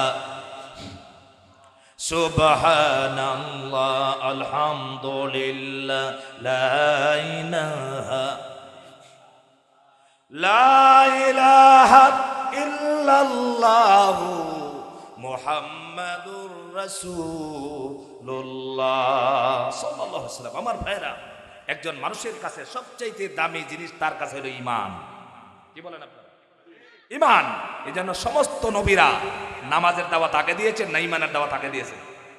কথা বল না, কিসের দাওয়াত দিয়েছেন? ঈমান নাই, নেক কাজ করেছেন, ভালো ভালো কাজ করছেন, কোন দাম আছে? কথা বলেন, দাম আছে? আসল ভিত্তি হলো ঈমান। ঈমান যদি না থাকে, যতই নেক আমল করেন না কেন, এই নেক আমলগুলোর দাম হবে না। ঈমান আছে, ছোট ছোট আমল করেন, সেটার দাম আছে না নাই?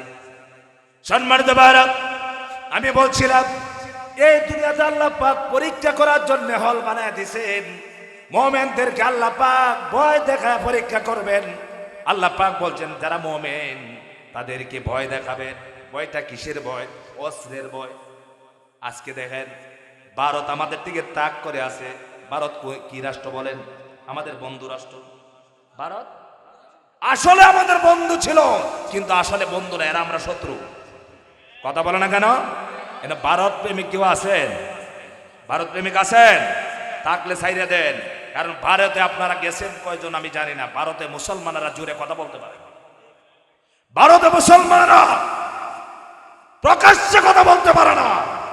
ভারতে একটা গরু জবাই করার কারণে মুসলমানদেরকে তার মেয়ের বিয়েতে গরু জবাই করেছে, সেই কারণে তাকে হত্যা করেছে, তাকে উলঙ্গ করে রাস্তায় রাস্তায় ফিরিয়েছে হিন্দুরা।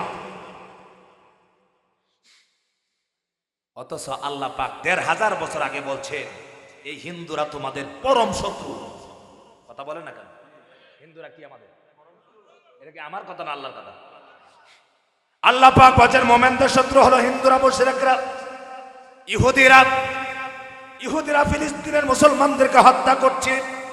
আল্লাহ তাআলা তো সতর্ক করে দিয়েছেন মুমিনরা লা তাজিদান্না আশাদ্দান নাসি আদাওয়াতান লিল্লাযীনা আমানুল ইয়াহুদা ওয়াল্লাযীনা আশরাকু। আল্লাহ পাক ১৫০০ বছর আগে কুরআনুল কারীম দিয়ে বলেছেন, ও আমার বান্দারা, ঈমানদারেরা, তোমাদের শত্রু হলো দুই জাতি, একটা হলো ইহুদি আর একটা হলো মূর্তি পূজারী। মুশরিকরা তোমাদের শত্রু। আজকে আমার দেশে 95% মুসলমানের দেশে, বলেন তো দেখি সত্য কথা বলেন, নোয়াখালীতে হিন্দু মন্দিরে কোন মুসলমানদেরকে হামলা করছে? কথা বলেন না কেন? হামলা করছে, কিন্তু মুসলমানদেরকে দোষাদোষি করা হয়। একটা মন্দিরে হামলা করা হয় নাই, বরঞ্চ তারা নাটক সাজায়া আর ভারতের দালালেরা পাঁচাটা গোলামেরা তারা সাজায়া সাজায়া তারা বলতো মুসলমানেরা মূর্তির মধ্যে হামলা করছে। অথচ আমাদের দেশে মুসলমান হওয়ার কারণে, ইমানদার হওয়ার কারণে মুসলমানরা মূর্তি ভাঙবে তো দূরের কথা, বরঞ্চ মাদ্রাসার ছাত্ররা মন্দির পাহারা দিয়েছে। নজির আছে না নাই? জোরে বলেন আছে না নাই? কারণ হলো কি? কারণ হলো ইমানদারের কাছে সব মানুষ নিরাপদ থাকতে পারে। রাসূলুল্লাহ সাল্লাল্লাহু আলাইহি ওয়াসাল্লাম যখন মদিনা শরীফে রাষ্ট্র গঠন করলেন, বলেন তো দেখি, ইহুদিদেরকে মারছেন, খ্রিস্টানদেরকে মারছেন না নিরাপত্তা দিয়েছেন? নিরাপত্তা দিয়েছেন। রাসূলুল্লাহ সাল্লাল্লাহু আলাইহি ওয়াসাল্লাম একবার মসজিদে নববীতে বসে আছেন।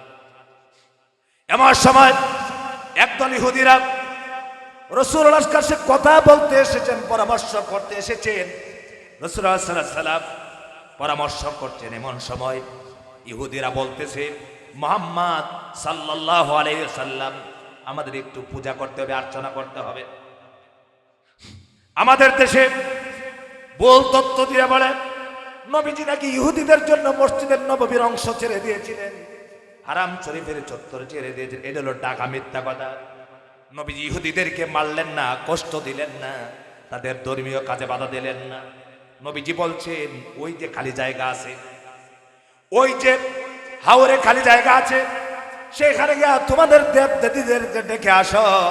মুহাম্মদুর রাসূলুল্লাহ সাল্লাল্লাহু আলাইহি ওয়াসাল্লামের আদর্শটা কেমন ছিল? নবীজি যদি চাইতেন তাহলে সাহাবায়ে কেরামকে বলতে পারতো, ও সাহাবীরা লাঠি কোথায় আনো? কথা বলেন না কেন? নবীজি ইচ্ছা করলে বলতে পারতেন, ও সাহাবীরা, ওরা আমার কাছে আইসা বলছে পূজা করতে চায়, ওদেরকে লাঠি নিয়ে আসো, সাইজ করো। নবীজি কখনোই করেন নাই। সুবহানাল্লাহ বলবেন না? সেই নবীর উম্মত আমরা, সেই নবীর উম্মতেরা কখনো মূর্তির উপরে আঘাত করতে পারে না। কারণ হলো আল্লাহ পাক কুরআনুল কারীমের ভিতরে বলেছেন, তোমরা মূর্তিকে গালি দিও না, হিন্দুদের মূর্তিদেরকে গালিগালাজ করবা না, কারণ অজ্ঞতাবশত তারাও তোমাদের আল্লাহকে গালিগালাজ করবে। এই জন্য আমরা গালিগালাজ করি না। অথচ আমার ভাইরা, এই দেশের তামাম পৃথিবীতে আজকে মুমিনরা, ইমানদাররা সবচেয়ে নির্যাতনের শিকার হচ্ছেন। একটাই কারণ হলো ঈমান আনার কারণে, মুসলমান হওয়ার কারণে যদি জানতে পারে নির্যাতন আছে না নাই। এমন একটা সময় আসতে পারে ভাই, জানি না, ভারত এক সময় আমাদের উপরে এই মিয়ানমারের মতো, এই ফিলিস্তিনের মতো নির্যাতন চালাতে পারে। কথা বলা না কেন? পারে না? এটা পারবে। কেন পারবে জানেন? যতক্ষণ পর্যন্ত আপনার ঘরের শত্রু না হবে ততক্ষণ পর্যন্ত সাহস পাবে না। আমি বলতে চাই, আমার দেশের ভারতের দালালগুলো যদি না থাকতো, আমরা ৯৫% মুসলমান, আমরা কখনো ভারতকে উস্কানি দিয়ে কথা বলি না। কথা বলেন না কেন? উস্কানি দিয়ে কথা বলি। আমরা কি ভারতের মানুষকে, আমাদের বাংলাদেশ বর্ডার বিজিবিরা, তারা কি মেরে কি লাশ লটকায় রাখে? কথা বলে না। অথচ ফেলানির লাশ, আমার বাংলাদেশের মুসলমানদের, কৃষকদের লাশ বর্ডারে বিএসএফ মেরে লটকায় রাখে, কিন্তু আমরা প্রতিবাদটুকু করতে পারি না। তার কারণ হলো আমাদের দেশের সাথে ভারতের হলো স্বামী স্ত্রীর সম্পর্ক। কষ্ট পাচ্ছেন আপনারা? অথচ জানেন আপনারা, আপনি যদি বিয়ে করতে চান, আপনি অমুসলিমকে আপনার জন্য বিয়ে করা হারাম। স্বামী স্ত্রীর সম্পর্ক হয় না। অমুসলিমদের সাথে ব্যবসা বাণিজ্য করা যায়। কথা বলেন না? করা যায় না? আমার ভাইরা, সেই জন্য বলছিলাম, ইমানদার হওয়ার কারণে, মুমিন হওয়ার কারণে আমাদের উপরে চোখ রাঙাবে, পরীক্ষা করবে। কিন্তু আমি চিন্তা করে দেখছি, ভারতের হিন্দুরা যদি আমাদের উপরে নির্যাতন চালায়, অনেক মানুষ আছে হিন্দুদের সাথে দল বেঁধে আমাদের উপরে নির্যাতন চালাবে। কথা কন না কেন? চালাবে। এই জন্য আমার মুসলমান ভাইরা, আমাদেরকে ঐক্যবদ্ধ থাকতে হবে। এই ঐক্যবদ্ধটা হবে কোনো দলের ভিত্তিতে নয়, এই ঐক্যবদ্ধ হবে ঈমানের ভিত্তিতে। ঠিক কিনা বলেন? কারণ আমরা সবাই তো একমাত্র কালেমা পড়েছি, লা ইলাহা ইল্লাল্লাহু মুহাম্মাদুর রাসূলুল্লাহ সাল্লাল্লাহু আলাইহি ওয়াসাল্লাম। কালেমা এক, ঈমান এক, কোরআন এক, রাসূল এক, পরকালে বিশ্বাসী সবাই এক থাকতে হবে। আমার ভাইরা, সেই জন্য ঈমান যারা আনবে তাদেরকে পরীক্ষা করা হবে।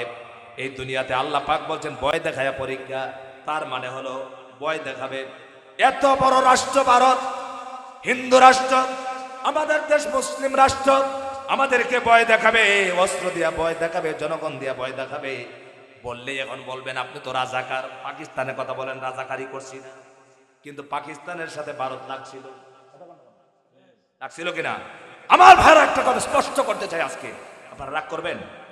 আমাদের সাথে পাকিস্তান যুদ্ধ হয়েছিল 71 সালে, তাদের হাত থেকে আমার দেশের মানুষেরা শহীদ হয়ে রক্ত দিয়ে আমার এই মাতৃভূমিকে মুক্ত করেছে, ঠিক কিনা বলেন? সেই হিসেবে তাদের সাথে আমাদের সম্পর্ক নাই। কিন্তু মুসলমান আর কাফেরদের যদি লড়াই হয়, তাহলে মুসলমান হিসেবে আমরা পাকিস্তানের পক্ষে থাকতে হবে, ঠিক কিনা বলো? কথা কি বুঝাইতে পারছি?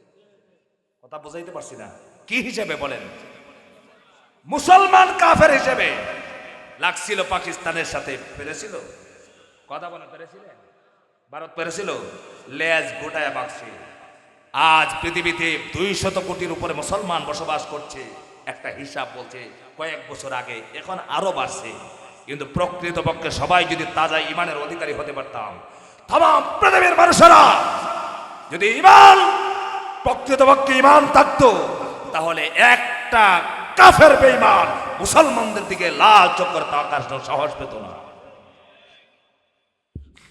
আমার ভাইরা, সেই জন্য আল্লাহ রাব্বুল আলামিন বলছেন 2 নম্বর হলো ওয়াল যুব, খোদা দিয়া ওয়ানাকসিম মিনাল আমওয়ালি ওয়াল আনফুসি ওয়াস সামারাত, মাল সম্পদ নষ্ট করিয়া জীবন নষ্ট করে দিয়ে আল্লাহ পাক পরীক্ষা করবেন।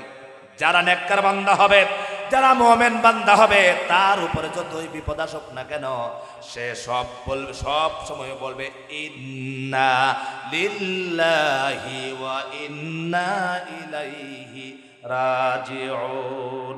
আল্লাযীনা ইযা আসাবাতুহুম মুসিবা, তাদের উপরে যত আফত মুসিবত আসবে সব সময় তারা কি বলবে? ক্বালু ইন্না লিল্লাহি ওয়া ইন্না ইলাইহি রাজিউন। ঠিক করে বলেন, নিশ্চয় আমরা আল্লাহর জন্য, আমরা আল্লাহর কাছে ফিরে যাব। আমরা কার জন্য?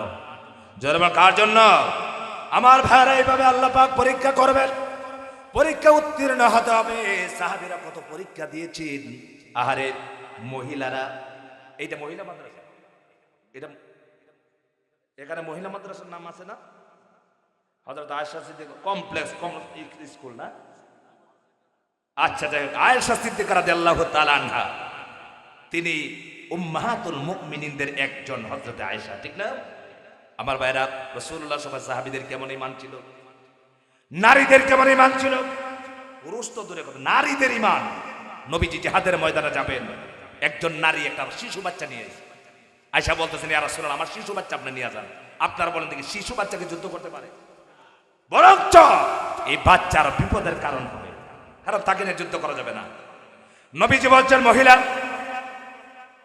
এই শিশু বাচ্চা কি কাজে আসবে জিহাদের ময়দানে? তাকে নিয়ে তো আর বিপদ হবে, মুসিবত হবে। কারণ হলো, তাকে নিয়ে তো আমি যুদ্ধ করতে পারবো না, বরঞ্চ তাকে আমার হেফাজত করতে হবে।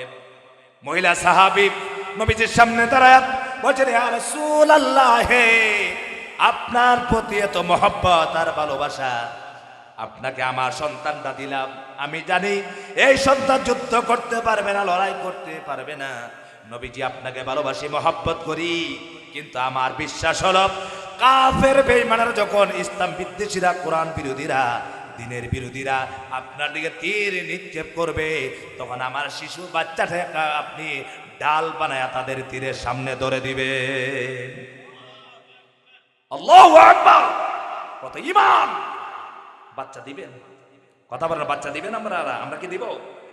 মহিলা বলছেন, ইয়া রাসূলুল্লাহ সাল্লাল্লাহু আলাইহি ওয়াসাল্লাম, আপনি জিহাদের ময়দানে আমার শিশু বাচ্চাটাকে নিয়ে যান। কাফের বেঈমানরা যখন তীর নিক্ষেপ করবে, আমার বাচ্চার কলিজাটা ঝাঁঝরা হয়ে যাও। একটা তীর যখন আপনার দিকে আসবে, আমার বাচ্চার কলিজায় লাগবে, ফিরে যাবে তীরগুলো।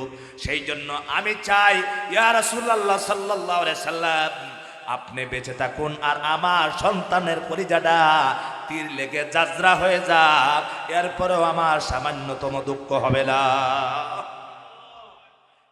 কি পর্যন্ত তারা ত্যাগ স্বীকার করেছিলেন সাহাবীরা, তারা জীবন বাজি রেখেছেন। জিহাদের ময়দানে গেছেন, পরীক্ষা দিয়েছেন, পরীক্ষায় উত্তীর্ণ হয়েছেন। এই জন্য আল্লাহ তাআলা বলছেন, যারা আমার রাস্তায় জীবন দেয় তাদেরকে তোমরা মৃত বলো না, তারা জীবিত। ওয়ালা তাহসাবান্নাল্লাযীনা কুতিলু ফি সাবিলিল্লাহি আমওয়াতা বাল আহইয়াউন ইনদা রাব্বিহিম ইউরযাকুন। আল্লাহ পাক বলেন, আমার জন্য, আমার দিন কায়েমের জন্য, দিনের জন্য, দিনকে প্রতিষ্ঠা করার জন্য যারা আন্দোলন করবে, জীবন দিবে, যারা শহীদ হয়ে যাবে তাদেরকে তোমরা মৃত বলো না, তারা জীবিত ঘোষণাকার। আরো চিল্লাবেন কার? এরা মরার পরেও জিন্দা। সুবহানাল্লাহ বলবেন না কেন? তার কারণ হলো একটাই, তারা শহীদ হয়েছেন। কার রাস্তায় শহীদ? জোরে বল, কার রাস্তায়? ইউকাতিলুনা ফি সাবিলিল্লাহ। এজন্য আমার ভাইরা যারা মুমিন ঈমানদার, তারা আল্লাহর রাস্তায় জীবন দেয়, ঈমানের জন্য জীবন দেয়। আল্লাহ পাক অন্যতে বলছেন, আল্লাযীনা আমানু ইউকাতিলুনা ফি সাবিলিল্লাহি ওয়াল্লাযীনা কাফারু ইউকাতিলুনা ফি সাবিলিত তাগুত। যারা ঈমানদার মুমিন, যার ভিতরে ঈমান আছে, ঈমানদাররা লড়াই করে, সংগ্রাম করে, জীবন দেয়, শহীদ হয়। জীবন দেয় কার রাস্তায়? আরো জোরে বল, কার রাস্তায়? আমরা যদি জীবন ইসলামের জন্য, ঈমানের জন্য দিতে হয়, কখনো যদি জিহাদের ময়দানে যেতে হয়, আল্লাহর রাস্তায় কারা কারা জীবন দিতে রাজি আছে? হাত করে দেখায় দাও।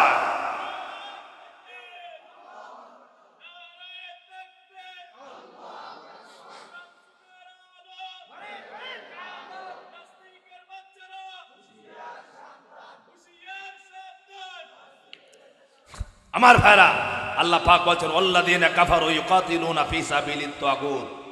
আর যারা কাফের, যারা বেঈমান, তারা লড়াই করে, সংগ্রাম করে তাগুতের পক্ষে, শয়তানের পথে। কার পথে?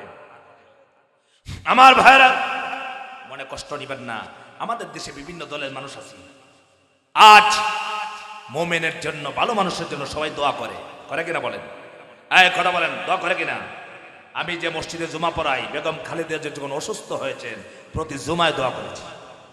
তার কারণ কি জানেন? বেগম খালেদা জিয়া কখনো এই দেশের আলেমদেরকে রাজাকার বলে তহমত দেয় নাই, আলেমদেরকে জঙ্গি বলে যা ইচ্ছা তা বলে নাই।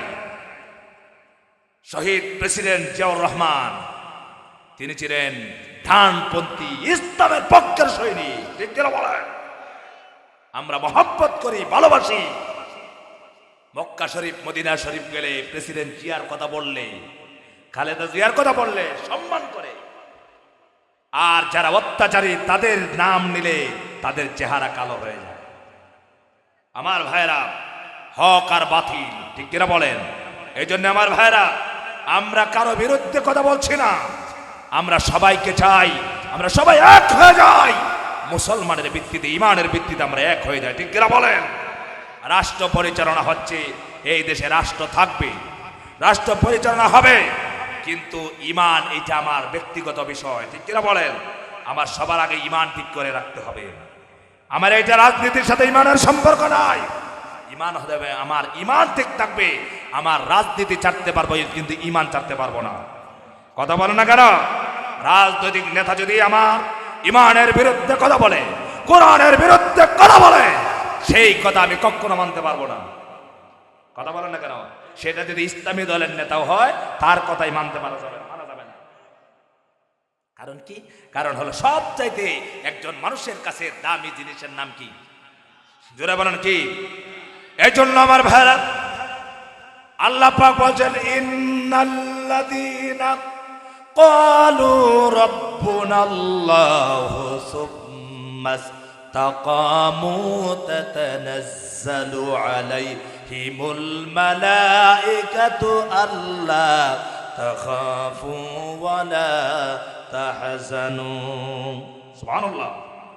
নিশ্চয়ই যারা বলবে আমাদের রবকে, আরো জোরে বলেন আমাদের রবকে, আমার হায়াতের মালিক আল্লাহ পাক, মওতের মালিক আল্লাহ পাক, রিজিকের মালিক আল্লাহ পাক, সব কিছুর মালিক আল্লাহ পাক, সমস্ত ক্ষমতার মালিক আল্লাহ। এই কথা বলেই শুধু শেষ হবে না, আল্লাহ পাক বলছেন শুধু স্বীকার করলেই হবে না, সুম্মাস্তাকামু, ইস্তেকামত থাকবে, অবিচল থাকবে।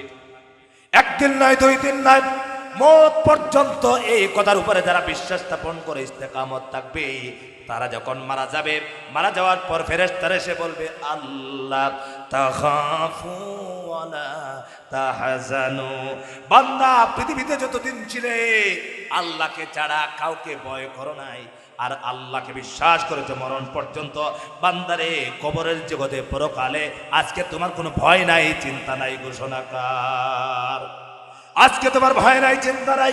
ওয়া আবশিরু বিল জান্নাতিল্লাতী কুনতুম তুআদুন, আজকে তুমি জান্নাতের সুসংবাদ গ্রহণ করো, যে জান্নাতের ওয়াদা তোমার সাথে দেওয়া হয়েছিল। আমার ভাইয়েরা, এই জন্য ঈমান নিয়ে গেলেই পরে নাজাত পাওয়া যাবে। ঈমান নিয়ে যদি না যেতে পারি, আমার সকল জীবন আমার ব্যর্থ হয়ে যাবে। পুরহাটে ওয়াজ করতে গেছি, দিনাজপুরে, তখন বসছি আমি প্রধান বক্তা। তো যিনি দাওয়াত করেছেন, গীবতের নিয়তে বলতেছি না, একটা বোঝানোর জন্য বলছি, কতটুকু মানুষ বেখেয়াল। একজন মহিলা আমাকে খাওয়াইতে আসছে, ভাত নিয়ে আসে আমাকে খাওয়াবে। তো আমি তো ওইদিকে তাকায় আছি। তো ভাইকে বললাম, ভাই আপনি নিয়ে আসেন, ওনাকে পাঠাচ্ছেন কেন? বলতেছেন না, আপনার ভাবি নিয়ত করছে আপনাকে খাওয়াবে। এটা কি আমার ভাবি না এটা আমার জন্য জাহান্নাম? কথা বলে না কেন? এইটা নোয়াখালীতে আছে, কথা কন। এটা আপনারা এটার দাবিদার। নোয়াখালীতে এখন পর্যন্ত মানুষ যতটুকু ভদ্র, সামাজিকতা বাংলাদেশের কোথাও নাই। এই জন্য নোয়াখালীতে আল্লাহ সম্পদও দিয়েছে। আইইউবি মিডিয়া, অপসংস্কৃতি মুক্ত আধুনিক ভিডিও সেন্টার।